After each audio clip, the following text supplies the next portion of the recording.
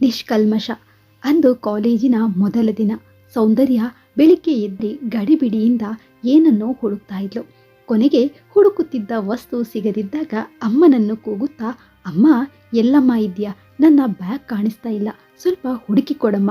ಅಡುಗೆ ಕೋಣೆಯಲ್ಲಿ ಗಡಿಬಿಡಿಯಿಂದ ಗಂಡ ಹಾಗೂ ಮಗಳಿಗೆ ತಿಂಡಿ ಟಿಫಿನ್ ಬಾಕ್ಸ್ ರೆಡಿ ಮಾಡ್ತಾ ಇದ್ದ ಕಮಲಮ್ಮ ಮಗಳ ಕೂಗು ಕೇಳಿಸಿ, ಶುರುವಾಯಿತು ಈ ಹುಡುಗಿದ್ದು. ಪ್ರತಿ ವರ್ಷ ಇದೇ ಆಯಿತು.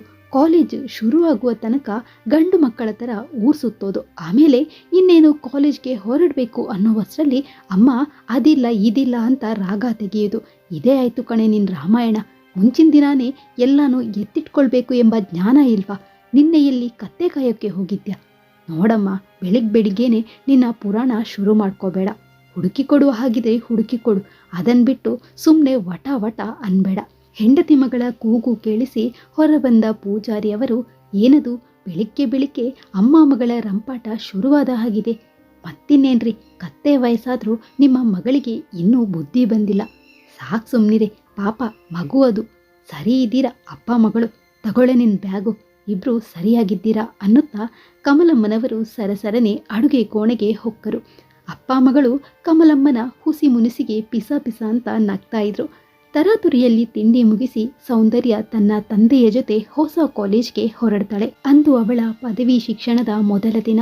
ಹೊಸ ಕಾಲೇಜ್, ಹೊಸ ವಾತಾವರಣ. ಸ್ವಲ್ಪ ಮಟ್ಟಿಗೆ ಅವಳಿಗೆ ಭಯ ಕಾಡ್ತಾ ಇದ್ರು. ತನ್ನ ಇಬ್ಬರು ಗೆಳತಿಯರು ಅದೇ ಕಾಲೇಜಿಗೆ ಸೇರಿರೋದು ತಕ್ಕ ಮಟ್ಟಿಗೆ ಸಮಾಧಾನಕರವಾಗಿತ್ತು. ಕಾಲೇಜ್ನಲ್ಲಿ ಹೊಸ ಗೆಳೆಯರು ಸಿಕ್ಕಿದ್ರು. ಅಂದು ಫ್ರೆಶರ್ಸ್ ಡೇಯ ಸಲುವಾಗಿ ಹೊಸ ಸ್ಟೂಡೆಂಟ್ಗಳನ್ನು ಬರಮಾಡಿಕೊಳ್ಳಲು ಸೀನಿಯರ್ಸ್ ರೆಡಿಯಾಗಿದ್ರು. ಸೌಂದರ್ಯ ಸೀರೆ ಉಟ್ಟು ಕಾಲೇಜ್ಗೆ ಬಂದಿದ್ಲು. ಪ್ರೋಗ್ರಾಂ ಇನ್ನೇನು ಶುರುವಾಯಿತು. ಒಬ್ಬ ಕಟ್ಟುಮಸ್ತಾದ ಹುಡುಗ ಅಂದಿನ ಕಾರ್ಯಕ್ರಮದ ನಿರೂಪಣೆ ಶುರು ಮಾಡಿದ. ಲವ್ ಎಟ್ ಫಸ್ಟ್ ಸೈಟ್ ಎನ್ನುವಂತೆ ಸೌಂದರ್ಯಾಳಿಗೆ ಆ ಹುಡುಗ ಮೊದಲ ನೋಟದಲ್ಲಿ ಆಕರ್ಷಿತನಾದ. ಅವನು ಮಾಡಿದ ಚೆಂದದ ನಿರೂಪಣೆಗೆ ಅವಳ ಮನಸೋತಿತು. ಕೊನೆಗೆ ನಿರೂಪಣೆ ಮಾಡಿದವನಿಗೆ ಧನ್ಯವಾದ ತಿಳಿಸುವಾಗ ಆತನ ಹೆಸರು ವಿಕಾಸ್ ಎಂಬುದು ಗೊತ್ತಾಯಿತು. ಕಾಲೇಜಿಗೆ ಹೋದ ಒಂದೇ ತಿಂಗಳಲ್ಲಿ ವಿಕಾಸ್ ಅವಳ ಹೃದಯದ ಬಾಗಿಲು ತಟ್ಟಿದ. ಆದರೆ ಆತನಿಗೆ ಮಾತ್ರ ಅವಳು ಯಾರು ಎಂಬುದೇ ಗೊತ್ತಿರಲಿಲ್ಲ. ಸೌಂದರ್ಯಾಳಿಗೆ ಸೀನಿಯರ್ನ ಎದುರು ಹೋಗಿ ಮಾತನಾಡುವಷ್ಟು ಧೈರ್ಯ ಇರಲಿಲ್ಲ. ಆದರೆ ಅವನು ಹೇಗಾದರೂ ಮಾಡಿ ತನ್ನನ್ನು ನೋಡಬೇಕೆಂದು ಬೇಕು ಅಂತ ಅವನ ಮುಂದೆ ಬರ್ತಾ ಇದ್ಲು. ಹೆಸರೇ ಹೇಳುವಂತೆ ಅವಳ ಸೌಂದರ್ಯದಲ್ಲಿ ಯಾವುದೇ ಕೊರತೆ ಇರಲಿಲ್ಲ. ಹಾಗಾಗಿ ಒಂದು ಸಲ ನೋಡಿದವರಿಗೆ ಅವಳನ್ನು ಮತ್ತೆ ಮತ್ತೆ ನೋಡಬೇಕು ಅಂತ ಅನಿಸುವುದು ಸಹಜ. ಹಾಗಾಗಿ ವಿಕಾಸ್ ಕೂಡ ಅವಳನ್ನು ನೋಡಿ ಆಕರ್ಷಿತನಾಗಿದ್ರೂ ಏನೂ ಅರಿಯದಂತೆ ತನ್ನ ಪಾಡಿಗೆ ತಾನಿದ್ದ. ಬರುತ್ತಾ ಅವಳು ಬೇಕು ಅಂತ ತನ್ನೆದುರು ಬರುತ್ತಿದ್ದಾಳೆ ಅನ್ನೋದು ಅವನ ಗಮನಕ್ಕೆ ಬಂತು. ಅಲ್ಲಿಂದ ಅವನು ಕೂಡ ಅವಳು ಎದುರು ಬಂದಾಗಲೆಲ್ಲ ಸ್ಟೈಲಾಗಿ ಹಲ್ಲು ಕಿರಿತಾ ಇದ್ದ. ತಾನೇ ಮುಂದೆ ಹೋಗಿ ಅವಳ ಜೊತೆ ಮಾತುಕತೆ ಶುರು ಹಚ್ಕೊಂಡ. ಕಾಲೇಜಲ್ಲಿ ಟಾಪರ್ ಆಗಿದ್ದ ಆತ. ಹಾಗಾಗಿ ಸೌಂದರ್ಯಾಳಿಗೆ ಏನೇ ಡೌಟ್ ಇದ್ರೂ ಅದನ್ನು ಅವನಲ್ಲಿ ಕೇಳಿ ಬಗೆಹರಿಸಿಕೊಳ್ತಾ ಇದ್ಲು.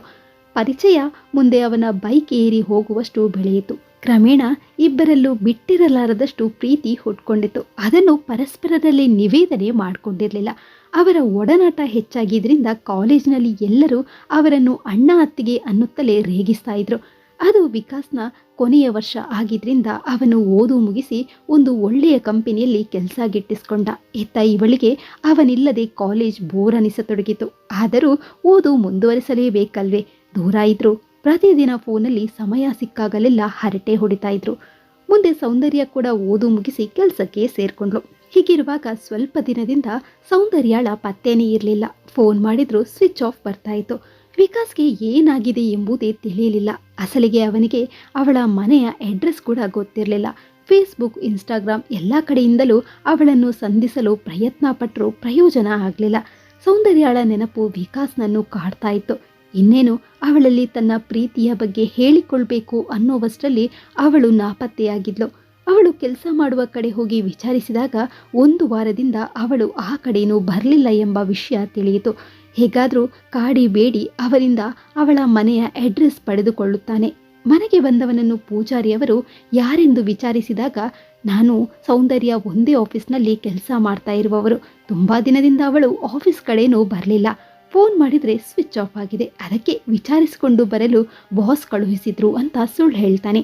ಪೂಜಾರಿಯವರು ಅವಳಿಗೆ ಸ್ವಲ್ಪ ಮೈ ಹುಷಾರಿಲ್ಲ ಕಣಪ್ಪ ಅಂದಾಗ, ಅಂಕಲ್ ನಾನವಳನ್ನು ಒಂದ್ಸಲ ನೋಡಬಹುದಾ ಅಂತ ಕೇಳಿದಾಗ ಅಲ್ಲಿಗೆ ಬಂದ ಕಮಲಮ್ಮನವರು, ಇಲ್ಲಪ್ಪ, ಎಲ್ಲ ಸರಿ ಹೋದ್ಮೇಲೆ ಅವಳು ಆಫೀಸ್ಗೆ ಬರ್ತಾಳೆ, ನೀನು ಹೊರಡು ಎಂದು ತಾಕೀತು ಮಾಡ್ತಾರೆ. ಕಮಲು ಅವರು ಒಟ್ಟಿಗೆ ಕೆಲಸ ಮಾಡುವವರು, ಹೋಗಿ ಮಾತನಾಡಲಿ, ಅವಳಿಗೆ ಸ್ವಲ್ಪ ರಿಲ್ಯಾಕ್ಸ್ ಆಗಬಹುದು, ನೀವು ಸುಮ್ಮನಿರಿ, ಏನಪ್ಪ ಹೋಗು ಅಂದರೆ ಕಿವಿ ಕೇಳಿಸೋದಿಲ್ವ ನಿನಗೆ ಎಂದು ಕಮಲಮ್ಮನವರು ಜೋರಾಗಿ ಹೇಳಿದಾಗ ಪೆಚ್ಚು ಮೊರೆ ಹಾಕಿ ವಿಕಾಸ್ ಅಲ್ಲಿಂದ ಹೊರ ಬರ್ತಾನೆ. ಸೌಂದರ್ಯಾಳಿಗೆ ಅಂಥದ್ದು ಏನಾಗಿರಬಹುದು ಎಂಬ ಪ್ರಶ್ನೆ ಅವನನ್ನು ಕಾಡ್ತಾ ಇತ್ತು. ಆಫೀಸ್ಗೆ ರಜೆ ಹಾಕಿ ಪ್ರತಿದಿನ ಅವಳ ಮನೆ ಎದುರು ಸುತ್ತುತ್ತಿದ್ದ, ಆದರೆ ಅವಳ ಪತ್ತೇನೇ ಇಲ್ಲ. 2 ದಿನ ಕಳೆದ ಮೇಲೆ ಕಮಲಮ್ಮನವರು ಮಗಳನ್ನು ಕೈ ಹಿಡಿದು ದರದರನೆ ಬಂದು ಆಟೋ ರಿಕ್ಷಾ ಹತ್ತಿದ್ರು. ಸೌಂದರ್ಯಾಳ ಮುಖ ಪೂರ್ತಿಯಾಗಿ ಮುಚ್ಚಿತ್ತು. ಹಿಂದಿನಿಂದ ಪೂಜಾರಿಯವರು ಬೇಡ ಬೇಡ ಅಂದ್ರು. ಕಮಲಮ್ಮ ಮಗಳನ್ನು ಕರೆದುಕೊಂಡು ಹೊರಟೇ ಬಿಟ್ರು. ಪೂಜಾರಿಯವರು ತಲೆಯ ಮೇಲೆ ಕೈ ಹೊತ್ತು ಅಲ್ಲೇ ಜಗಲಿಯ ಗೋಡೆಗೆ ಒರಗಿದ್ರು. ಅವರ ಬಳಿ ಬಂದ ವಿಕಾಸ್ ವಿಶ್ವಾಸದಿಂದ ಮಾತನಾಡಿ, ಸರ್, ದಯವಿಟ್ಟು ಸೌಂದರ್ಯಾಳಿಗೆ ಏನಾಗಿದೆ ಅನ್ನೋದನ್ನು ಹೇಳಿ, ಅವರೀಗ ಎಲ್ಲಿ ಹೊರಟಿರೋದು, ನೀವ್ಯಾಕೆ ಅಳ್ತಾ ಇರೋದು, ನನಗೆ ಒಂದೂ ತಿಳಿತಾ ಇಲ್ಲ, ದಯವಿಟ್ಟು ನಿಮ್ಮ ಕಾಲು ಹಿಡಿತೇನೆ, ವಿಷಯ ಏನು ಅಂತ ಹೇಳಿ ಪರಿಪರಿಯಾಗಿ ಬೇಡಿಕೊಂಡಾಗ ಪೂಜಾರಿಯವರು ಮಗಳ ಕಾಯಿಲೆಯ ಬಗ್ಗೆ ಅವನಲ್ಲಿ ವಿವರಿಸ್ತಾರೆ. 15 ದಿನದ ಹಿಂದೆ ಅವಳ ಬೆನ್ನಲ್ಲಿ ಸಣ್ಣದೊಂದು ಬಿಳಿ ಮಚ್ಚೆ ಕಾಣಿಸಿತು. 2 ವಾರದಲ್ಲಿ ಅದು ಅವಳ ದೇಹದ ಪ್ರತಿಯೊಂದು ಭಾಗಕ್ಕೂ ಹರಡಿಕೊಂಡಿತ್ತು. ಡಾಕ್ಟರ್ನಲ್ಲಿ ತೋರಿಸೋಣ ಅಂದರೆ ಕಮಲ ಒಪ್ತಾ ಇಲ್ಲ.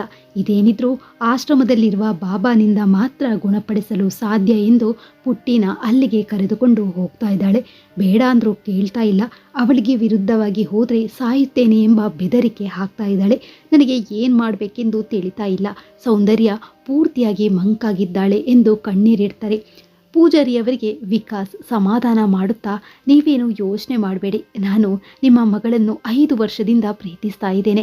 ಅವಳಿಗೆ ನನ್ನ ಮೇಲೆ ಪ್ರೀತಿ ಇದೆಯಾ ಇಲ್ವಾ ಅಂತ ಗೊತ್ತಿಲ್ಲ. ಅವಳು ಒಪ್ಪಿದರೆ ನಾನು ಖಂಡಿತ ಅವಳನ್ನು ಮದುವೆ ಆಗ್ತೇನೆ ಎಂಬ ಭರವಸೆ ಕೊಡ್ತಾನೆ. ಅಷ್ಟೇ ಅಲ್ಲದೆ ಅವಳನ್ನು ಒಂದು ಒಳ್ಳೆಯ ಡಾಕ್ಟರ್ನ ಬಳಿ ಕರೆದುಕೊಂಡು ಹೋಗುವ ಜವಾಬ್ದಾರಿ ನನ್ನದು. ನಿಮಗೆ ಆ ಬಾಬಾ ಇರುವ ಜಾಗ ಗೊತ್ತಾ ಎಂದು ಕೇಳಿದಾಗ ಪೂಜಾರಿಯವರು ಗೊತ್ತು ಎಂಬಂತೆ ತಲೆಯಾಡಿಸ್ತಾರೆ. ನಡೀರಿ ಹಾಗಾದ್ರೆ ಎನ್ನುತ್ತಾ ಪೂಜಾರಿಯವರನ್ನು ಕರೆದುಕೊಂಡು ಬಾಬಾ ಇರುವ ಕಡೆ ಹೊರಟೇ ಬಿಟ್ಟ. ಅವರು ಆಶ್ರಮಕ್ಕೆ ಕಾಲಿಟ್ಟಾಗ ಅಲ್ಲಿ ಬಾಬಾ ಸೌಂದರ್ಯಾಳ ಹಣೆಯ ಮೇಲೆ ಕುಂಕುಮ ಇಟ್ಟು ಒದ್ದೆ ಬಟ್ಟೆಯಲ್ಲಿ ಕೂರಿಸಿದ್ದ. ಕಮಲಮ್ಮ ಕೈ ಮುಗಿಯುತ್ತಾ ಒಂದು ಮೂಲೆಯಲ್ಲಿ ನಿಂತಿದ್ರು. ಸೌಂದರ್ಯವತಿಯಾಗಿದ್ದ ಸೌಂದರ್ಯಾಳ ಮುಖದಲ್ಲಿ ಬಿಳಿ ಮಚ್ಚೆ ಎದ್ದು ಕಾಣುತ್ತಿತ್ತು. ವಿಕಾಸ್ ಒಂದು ಕ್ಷಣ ಅವಳನ್ನು ನೋಡಿ ನೊಂದುಕೊಂಡದ್ದಂತೂ ಸತ್ಯ. ಆದರೆ ಈ ಮೂಢಾಚಾರಕ್ಕೆ ಸೌಂದರ್ಯ ಬಲಿಯಾಗುವುದನ್ನು ನೋಡಲಾಗದೆ ತಕ್ಷಣ ಅವಳ ಬಳಿ ಹೋಗಿ ಕೂತಿದ್ದವಳನ್ನು ಕೈ ಹಿಡಿದು ಮೇಲಕ್ಕೆತ್ತಿದ. ಪೂಜೆ ಮಾಡ್ತಾ ಇದ್ದ ಬಾಬಾ, ಇದೇನು ಮಾಡ್ತಾ ಇದ್ದೀರಾ, ಈ ಥರ ಪೂಜೆಯಿಂದ ಅರ್ಧಕ್ಕೆ ಎದ್ದರೆ ಅವಳ ಕಾಯಿಲೆ ಗುಣ ಆಗಲ್ಲ. ಓಡಿ ಬಂದ ಕಮಲಮ್ಮ, ಯಾರೇನು, ಇಲ್ಯಾಕೆ ಬಂದೆ, ಆವತ್ತೇ ಹೇಳಿ ಕಳುಹಿಸಿದ್ದೆ ತಾನೆ, ಮತ್ತ್ಯಾಕೆ ಬಂದೆ, ನಡೆ ಇಲ್ಲಿಂದ, ಇದು ನಮ್ಮನೆಯ ವಿಷಯ, 3ನೇವರು ತಲೆ ಹಾಕುವ ಅವಶ್ಯಕತೆ ಇಲ್ಲ ಎಂದಾಗ ಪೂಜಾರಿಯವರು ಹೆಂಡತಿಯ ಕಪಾಳಕ್ಕೆ ಒಂದೇಟು ಬಾರಿಸಿ, ನಿನ್ನ ಮೂಢನಂಬಿಕೆಗೆ ನನ್ನ ಮಗಳು ಬಲಿಯಾಗುವುದಕ್ಕೆ ನಾನು ಬಿಡೋದಿಲ್ಲ, ನೀನು ಏನು ಮಾಡ್ಕೋತೀಯೋ ಮಾಡ್ಕೋ ಎನ್ನುತ್ತಾ ನಡೆಯಪ್ಪ ಎಂದು ವಿಕಾಸ್ ಹಾಗೂ ಮಗಳ ಜೊತೆ ಅಲ್ಲಿಂದ ಹೊರಬರ್ತಾರೆ. ಸೌಂದರ್ಯ ಎಲ್ಲವನ್ನು ನೋಡುತ್ತಾ ಮೌನವಾಗಿ ನಿಂತಿದ್ಲು. ಮೊದಲು ಮನೆಗೆ ಹೋಗಿ ಬಟ್ಟೆ ಬದಲಾಯಿಸಿ ಚರ್ಮರೋಗ ತಜ್ಞರ ಬಳಿ ತೆರಳ್ತಾರೆ. ಅಲ್ಲಿ ಡಾಕ್ಟರ್ನ ಜೊತೆ ಸಮಾಲೋಚನೆ ನಡೆಸಿದಾಗ, ಇದೇನೂ ವಾಸಿಯಾಗದ ಕಾಯಿಲೆಯಲ್ಲ, ಸರಿಯಾದ ಟ್ರೀಟ್ಮೆಂಟ್ ತಗೊಂಡ್ರೆ ಆದಷ್ಟು ಬೇಗ ಇದರಿಂದ ಮುಕ್ತಿ ಪಡೆಯಬಹುದು ಎಂದಾಗ ಎಲ್ಲರ ಮುಖದಲ್ಲಿ ಮಂದಹಾಸ ಮೂಡಿತು. ಹೀಗೆ ಡಾಕ್ಟರ್ನ ಸಲಹೆಯಂತೆ ಸೌಂದರ್ಯ ಒಳ್ಳೆಯ ಟ್ರೀಟ್ಮೆಂಟ್ನಿಂದ 1 ವರ್ಷದಲ್ಲಿ ಮೊದಲಿನಂತಾಗುತ್ತಾಳೆ. ಕಮಲಮ್ಮನವರಿಗೆ ಮಗಳು ಮೊದಲಿನಂತಾಗಿರುವುದನ್ನು ನೋಡಿ ಖುಷಿಯಾಗುವುದರ ಜೊತೆಗೆ ತಾನು ಮಾಡಲು ಹೋದ ಕಾರ್ಯ ನೆನೆದು ತನ್ನ ಮೇಲೆ ಅಸಹ್ಯ ಕೋಪ ಹುಟ್ಕೊಳ್ಳುತ್ತೆ. ಆದರೆ ಅವಳ ಈ ಹೊಸ ಜೀವನಕ್ಕೆ ವಿಕಾಸ್ನೇ ಕಾರಣ. ಮುಂದೊಂದು ದಿನ ಅವಳಲ್ಲಿ ಮದುವೆಯ ಪ್ರಸ್ತಾಪ ಇಟ್ಟಾಗ ಖುಷಿಯಿಂದ ಒಪ್ಕೋತಾಳೆ. ಈಗಿನ ಕಾಲದಲ್ಲಿ ಅಂದ ಚಂದ ನೋಡುವವರ ಮಧ್ಯೆ ಪ್ರೀತಿಸಿದ ಹುಡುಗಿಗೆ ಕಾಯಿಲೆ ಇದೆ ಎಂಬುದು ಗೊತ್ತಾದ ಮೇಲೂ ಬಿಟ್ಟು ಹೋಗದ ಹುಡುಗನನ್ನು ಅಳಿಯನನ್ನಾಗಿಸಲು ಪೂಜಾರಿಯವರಿಗೆ ಯಾವ ಆಕ್ಷೇಪವೂ ಇರಲಿಲ್ಲ. ಹಿರಿಯರ ಆಶೀರ್ವಾದದೊಂದಿಗೆ ಸೌಂದರ್ಯ ಹಾಗೂ ವಿಕಾಸ್ ಮದುವೆ ಎಂಬ ಬಂಧನಕ್ಕೆ ಕಾಲಿಡ್ತಾರೆ.